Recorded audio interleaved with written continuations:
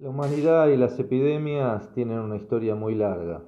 Se puede rastrear a los orígenes mismos de la historia humana. A veces están registradas, a veces no, pero siempre aparecen periódicamente y se relacionan y se definen estas pestes como momentos en los cuales determinadas enfermedades se generalizan y producen una gran cantidad de muertos o de posibilidad de fallecimientos, ¿no? Ahí es cuando tenemos las famosas pestes, ¿no? La más famosa y que ha quedado grabada en la historia de la humanidad, muy fuerte, porque además fue la primera peste que luego llegó a América, ¿no? O que trajeron los europeos a América, es la famosa peste negra del siglo XIV en Europa, que mató la mitad de la población europea, va, una cantidad muy importante, en algunos lugares llegó a la mitad o más de la mitad de la población europea, en otros menos, depende qué zonas de Europa consideremos. Fueron muchas oleadas de diferentes enfermedades que iban desde la peste bubónica a diferentes tipos de gripe, o sea, combinaciones de pestes que agarraron a una población europea debilitada en medio de guerras, crecimiento poblacional, hacinamiento, una debilidad biológica, o sea, impactó a la gente, a la población, en un momento de cierta debilidad biológica como para poder resistir a estas enfermedades. Bueno, en América esta peste la trajeron los europeos cuando llegaron y produjo una hecatombe, fue parte central, la base central de la hecatombe demográfica que sufrieron los pueblos indígenas. Diferentes oleadas de peste combinadas con la destrucción de sus formas de vida, la guerra y las nuevas formas de explotación llevaron a casi el colapso demográfico del continente americano, ¿no? Eso ya lo sabemos. En nuestro país en nuestro país, sin duda se producen periódicamente enfermedades de este tipo, pero las primeras registradas, sin duda, se dan a partir de las epidemias o las principales enfermedades que afectan y que cuentan con registro, sin duda, sobre la fiebre amarilla, la viruela. Bueno, también hay fiebre tifoidea, sarampión, cólera, ¿no? La más famosa, sin duda, la fiebre amarilla transmitida por el mosquito, por un mosquito, igual que ahora hay varias enfermedades que transmite el mosquito, diferentes tipos de mosquitos, como el dengue y demás. La fiebre amarilla que trae la Aedes aegypti todavía existe, pero causó en un país muy poco poblado, en ciudades muy poco pobladas como la nuestra, una serie de oleadas que llegaron a causar grandes cantidades de muertes en un ambiente sanitario y geográfico muy, muy, muy, muy poco controlado, muy débil, como era el Río de la Plata o la Argentina del siglo XVIII, del siglo XIX. Tenemos en 1852, en el 1858 y 57, 1870 y 71, 1886. La más famosa es sin duda la de la más famosa es sin duda la de 1870-1871, que causa casi 14.000 muertes. Eh, lo mismo podemos decir para otras enfermedades, sobre todo el cólera. El cólera es casi una endemia durante mucho tiempo, se va produciendo por oleadas.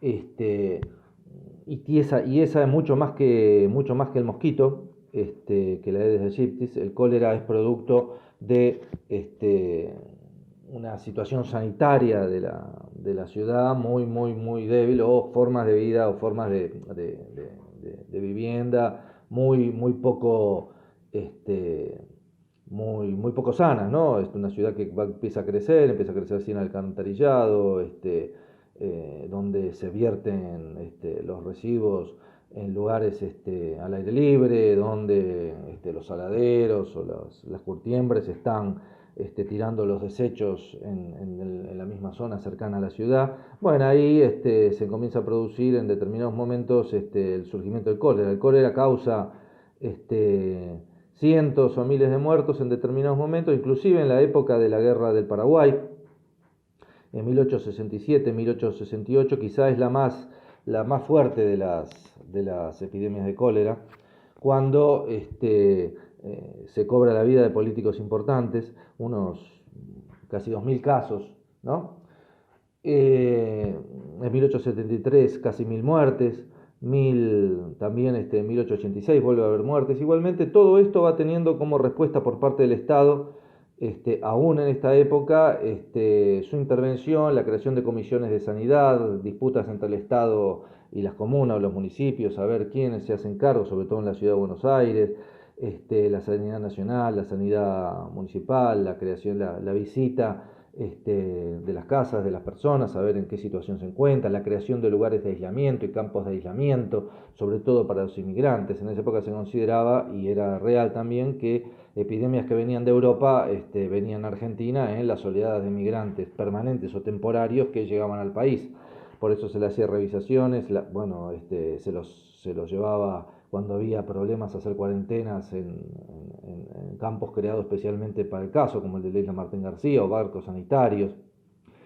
Estas epidemias se van erradicando de a poco, o acotando de a poco.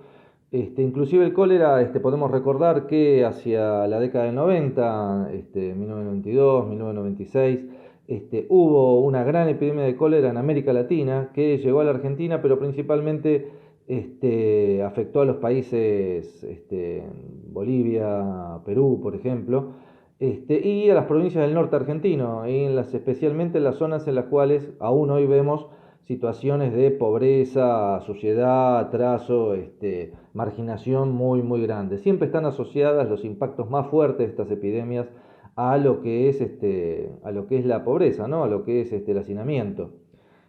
La famosa peste amarilla de 1870-71 produjo la emigración de la población del barrio de San Telmo, gente rica, si uno ve las casas del barrio de San Telmo, ¿no? Hacia las afueras de la ciudad para protegerse, mientras que todas esas casas se transformaron en conventillos, en focos posibles de hacinamiento y de surgimiento de nuevas pestes, ¿no?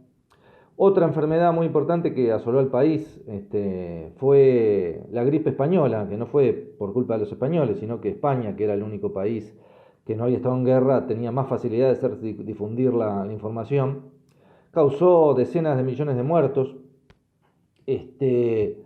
Y nadie esperaba que llegara a la Argentina, pero llegó a la Argentina. No se conoce mucho, pero causó 14.000 muertes en la ciudad de Buenos Aires. Siempre tenemos que tener en cuenta el aumento de la población. No son lo mismo 14.000, algunos miles de muertos en un país de 1 millón de habitantes o dos, que en un país que ya empieza a tener mayor cantidad de población. Igualmente, 14.000 muertos por la gripe española en el 19-20 en Buenos Aires es una cantidad realmente muy grande.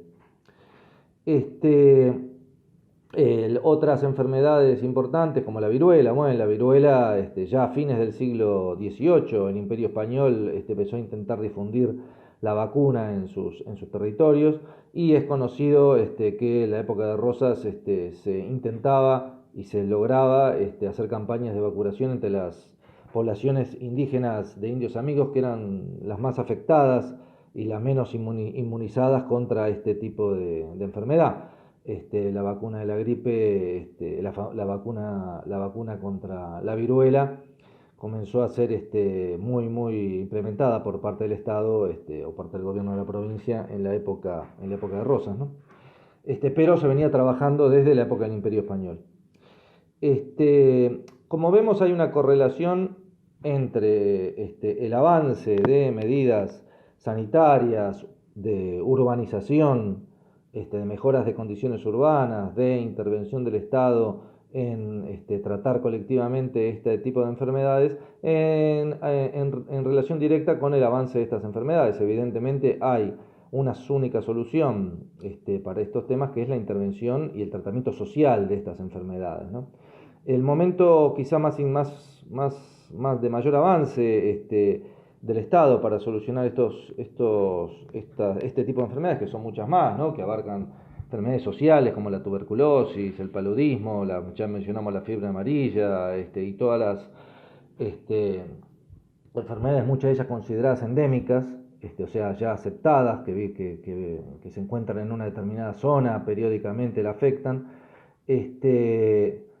fueron durante la época del gobierno peronista, en la época de Ramón Carrillo, que empezó a considerar con gran fuerza y con apoyo del Estado que el tratamiento de las epidemias, de las pandemias, de las endemias que sufría nuestra población, nuestro pueblo, debían ser tratadas socialmente en forma integral. Eh, También es conocido el caso de el mal de Chagas, ¿no? Son enfermedades de diferente tipo, todas de diferente tipo, de diferentes formas de contagio, pero que son abordadas desde el Estado con el avance de la intervención del Estado en medidas no solo de salud, no de salud individual, sí de salud individual, pero no tratamiento individual, sino tratamiento colectivo de los problemas de salud de la población, de los problemas sociales de hacinamiento, los problemas sociales que hacen que una epidemia se propague.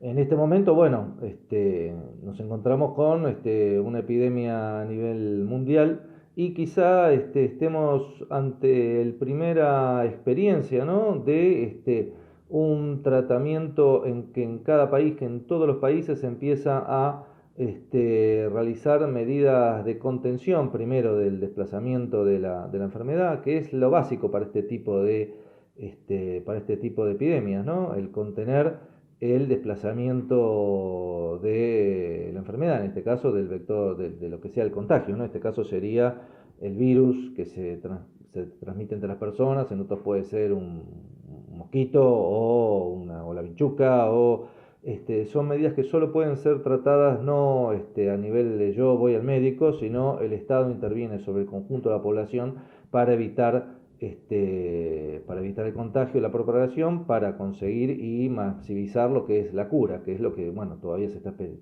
esperando.